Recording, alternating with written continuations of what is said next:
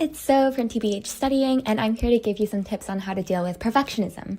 I know that a lot of people look at perfectionism as one of those traits that isn't really a flaw, but in reality, perfectionism can be really damaging, and of course, a lot of people deal with this in different ways, so please feel free to adapt these tips to suit your lifestyle and needs.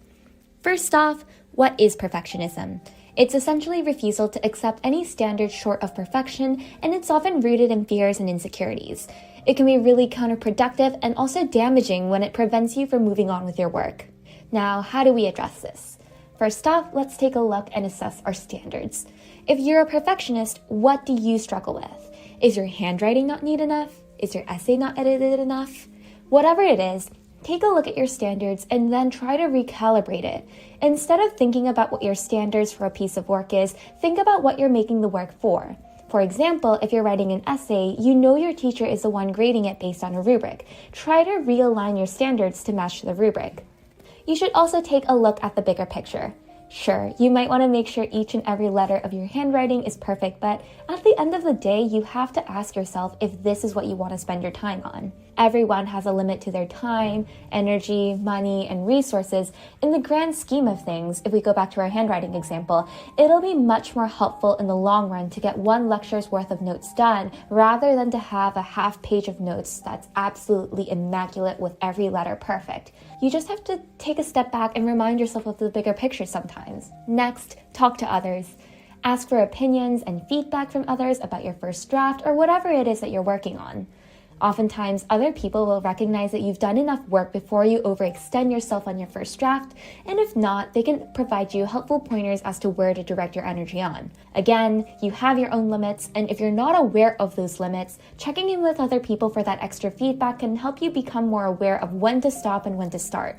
Next, clearly define what the task is that you want to do. For me, I find that I approach tasks with the idea that I have to get it done and that I have to get it perfectly done.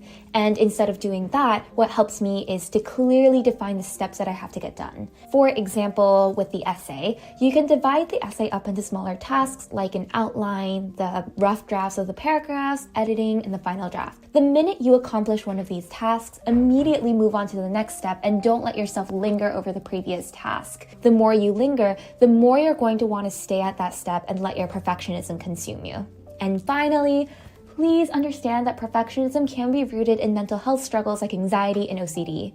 If you find your perfectionism to be paralyzing or if it prevents you from living your typical lifestyle, I recommend that you talk to a therapist or a mental health professional. This can help you identify your triggers and causes of your perfectionistic tendencies, and it can also help you unpack those tendencies for a long-term improvement of your habits and your mental health.